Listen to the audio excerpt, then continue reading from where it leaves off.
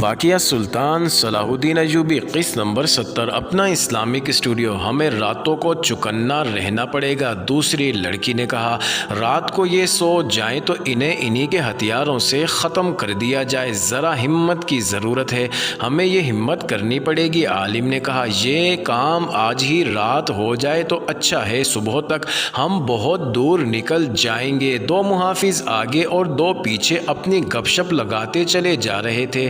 ان کے انداز سے ظاہر ہوتا تھا جیسے انہیں معلوم ہی نہیں کہ دو اتنی دلکش لڑکیاں ان کی تحویل میں ہیں۔ سورج غروب ہو رہا تھا۔ ایک نے عالم سے کہا کہ ہم ابھی رکیں گے نہیں، رات کا پہلا پہر چلتے گزاریں گے۔ وہ چلتے گئے اور صحرا کی رات تاریک ہوتی گئی۔ عالم اور لڑکیاں اونٹوں کو قریب کر کے محافظوں کے قتل کا منصوبہ بنا رہی تھیں۔ بہت دیر بعد ایک سرسبز جگہ آ گئی۔ محافظ رک گئے اور وہیں پڑاؤ کیا۔ انہوں نے دیکھا کہ 3 محافظ لیٹ گئے تھے اور ایک ٹہل رہا تھا۔ عالم لڑکیوں کے ساتھ محافظوں سے کچھ دور لیٹا رہا۔ ان تینوں کی نظریں محافظوں پر تھی۔ وہ چوتھے محافظ کو دیکھتے رہے۔ وہ پڑاؤ کے ارد گرد ٹہلتا رہا۔ ایک کھٹکا سا ہوا، وہ دوڑ کر ادھر گیا اور اچھی طرح دیکھ بھال کر کے آ گیا۔ تقریباً 2 گھنٹے گزر گئے۔ اس نے اپنے ایک اور ساتھی کو جگایا اور خود اس کی جگہ لیٹ گیا۔ جو جاگا تھا وہ پڑاؤ کے ارد گرد ٹہلنے لگا، کبھی جانوروں کے پاس جا کر انہیں دیکھتا اور کبھی سوئے ہوئے انسانوں کو دیکھتا۔ عالم نے لڑکیوں سے کہا ہم کامیاب نہیں ہو سکیں گے، یہ کمبخت پہرا دے رہے ہیں، جو ہوگا ہو کے رہے گا، سو جاؤ۔ رات گزر گئی۔ صبح ابھی دھندلی تھی جب محافظوں نے انہیں جگایا اور روانہ ہونے کے لیے کہا۔ تھوڑی دیر بعد وہ پھر اسی ترتیب میں چلے جا رہے تھے جس میں ایک روز پہلے تھے۔ 3 اونٹ پہلو بہ پہلو، 2 محافظ آگے اور 2 اونٹوں کے پیچھے۔ وہ ایک بار پھر لڑکیوں سے لا تعلق ہو گئے۔ انہوں نے کوئی ایسی بات بھی نہیں کی تھی جس سے شک ہوتا کہ یہ لوگ اوباش یا بدماش ہیں۔ سورج ابھرتا آیا، پھر یہ قافلہ ٹیلوں کے علاقے میں داخل ہو گیا۔ مٹی اور ریت کی پہاڑیاں منحنی سی دیواروں کی طرح کھڑی تھی، ان میں گلیاں سی تھی اور پہاڑیوں کا سلسلہ تھا۔ لڑکیاں ڈرنے لگی، ڈر ان کے چہرے سے ظاہر ہو رہا تھا۔ ان کی نگاہ میں یہ جگہ جرم اور قتل وغیرہ کے لیے موزوں تھی، مگر محافظ ان کی طرف دیکھ نہیں رہے تھے۔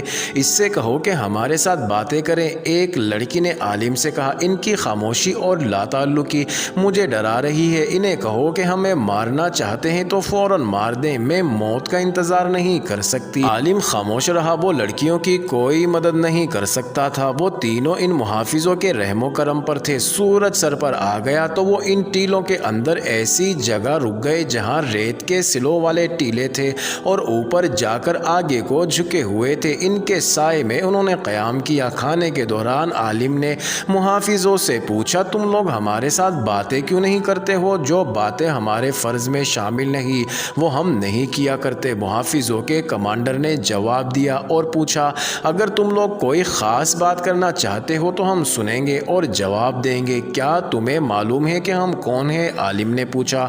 تم تینوں جاسوس ہو، محافظ نے جواب دیا۔ یہ لڑکیاں بدکار ہیں، یہ ان آدمیوں کے استعمال کے لیے ہیں جنہیں تم لوگ ہمارے خلاف استعمال کرنا چاہتے ہو۔ امیر مصر اللہ اس کے نیک ارادوں میں برکت دے نے تمہیں معلوم نہیں کہ کیوں بخش دیا ہے، ہمیں حکم ملا کہ تمہیں قلعہ شوبک میں چھوڑ آئیں، تم امانت ہو۔ تم نے یہ بات مجھ سے کیوں پوچھی؟ تمہارے ساتھ باتیں کرنے کو جی چاہ رہا تھا۔ عالم نے جواب دیا اتنا لمبا سفر اس لا تعلق اور بے گیانگی سے بڑا کٹھن ہو رہا تھا، ہمارے ساتھ باتیں کرتے چلو، ہم سفر ہیں۔ محافظ نے کہا لیکن ہماری منزلیں جدا ہیں، 2 روز بعد ہم جدا ہو جائیں گے۔ عالم جاسوس نے جیسے محافظ کا جواب سنا ہی نہ ہو، اس کی آنکھیں کسی دور کی چیز کو دیکھ رہی تھی۔ وہ صحرا سے اچھی طرح واقف تھا، صحرا کے خطروں سے واقف تھا۔ اس کی آنکھیں حیرت اور غالباً ڈر سے پھٹی جا رہی تھی۔ محافظ نے اس طرف دیکھا جس طرف عالم دیکھ رہا تھا۔ محافظ کی بھی آنکھیں کھل گئیں۔ کوئی 200 گز دور ایک بلند جگہ 2 اونٹ کھڑے تھے، ان پر 2 آدمی سوار تھے جن کے چہروں اور سروں پر پگڑیاں لپٹی ہوئی تھی۔ اونٹوں کی ٹانگیں نظر نہیں آ رہی تھی، وہ بلندی کے پیچھے تھی۔ سوار خاموشی سے کھڑے محافظوں اور جاسوسوں کے قافلوں کو دیکھ رہے تھے۔ ان کا انداز اور لباس بتا رہا تھا کہ وہ کون ہے۔ جانتے ہو یہ کون ہے؟ हैं? मुहाफिजों के कमांडर ने आलिम से पूछा। सहराई डाकू, आलिम ने जवाब दिया। मालूम नहीं कितने होंगे, देखा जाएगा, मुहाफिज ने कहा। इसने उठते हुए अपने एक साथी से कहा, मेरे साथ आओ। वो दोनों घोड़ों पर सवार होकर डाकुओं की तरफ चले गए। इनके पास तलवारों के अलावा बर्छियां भी थी। इन्हें अपनी तरफ आता देखकर शुतर सवार बुलंदी के पीछे गायब हो गए। दो मुहाफिज जो पीछे रह गए थे करीब के टीले पर चढ़ गए। आलिम ने लड़कियों से कहा, मेरा ख्याल है तुम्हारा खदशा सही साबित हो रहा है। ये डाकू नहीं, ये सलाहुद्दीन अय्यूबी के भेजे हुए आदमी मालूम होते हैं, वरना ये मुहाफिज इतनी दलेरी से इनकी तरफ ना चले जाते। अय्यूबी तुम दोनों को बहुत ज़्यादा जलील कराना चाहता है। मेरे लिए तो मौत लिखी हुई है, तुम्हें बड़ी खौफनाक सज़ा दी जाएगी। इसका मतलब ये है कि हम आज़ाद नहीं। एक लड़की ने कहा, हम अभी तक कैदी हैं, यही मालूम होता है। दूसरी लड़की ने कहा, दोनों मुहाफिज वापस आ गए थे। इनके साथी और जासूस इनके गिर्द जमा हो गए। मुहाफिज के कमांडर, जिसका नाम हदीद था, इन्हें बताने लगा, वो सहराई कज़्ज़ाक हैं, हम इनसे मिल आए हैं। उन्होंने मुझे कहा है कि तुम फ़ौज के आदमी और मुसलमान होते हो, लेकिन ये लड़कियां मुसलमान नहीं। ये दोनों लड़कियां हमारे हवाले कर दो, हम तुम्हें परेशान नहीं करेंगे। मैंने इन्हें कहा कि ये लड़कियां किसी भी मज़हब की हों, हमारे पास अमानत है, हम जीते जी तुम्हारे हवाले नहीं करेंगे। वो मुझे समझाने की कोशिश करते रहे कि हम अपनी जानें ज़ाया ना करें। मैं इन्हें कह आया हूँ कि पहले हमारी जानें ज़ाया करो, फिर लड़कियों को ले जाना। इसने आलिम और लड़कियों से पूछा, तुम कोई हथियार इस्तेमाल कर सकते हो? इन लड़कियों को हर एक हथियार चलाने की तरबियत दी गई है। आलिम ने कहा, तुम्हारे पास बर्छियां हैं, तलवारें भी हैं और तीर कमान भी हैं, इनमें से एक एक हथियार हमें दे। अभी नहीं, हदीद ने सोचकर कहा, मैं क़ब्ल अज़ वक्त तुम्हें हथियार नहीं दे सकता। अगर डाकुओं से टक्कर हो गई तो इस वक्त दे दूंगा। हमें इस इलाके से फ़ौरन निकल जाना चाहिए। इनसे घोड़ों और ऊँटों पर लड़ाई हो गई तो ये इलाका मौजू नहीं। घोड़े घुमा फिरा कर लड़ने के लिए ये जगह ख़राब है।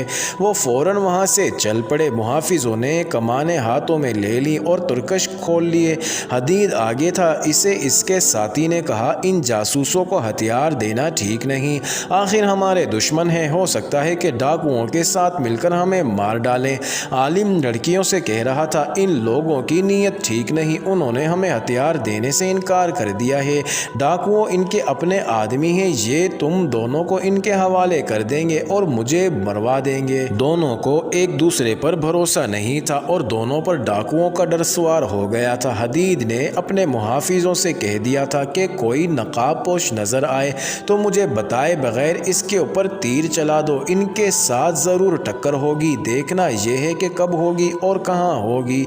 वो तेज़ रफ्तारी से चलते गए। घोड़ों और ऊँटों को आराम, चारा और पानी मिलता रहा था, इसलिए थकन का इन पर कोई असर नहीं था। टीलों का इलाका बहुत दूर चला गया था।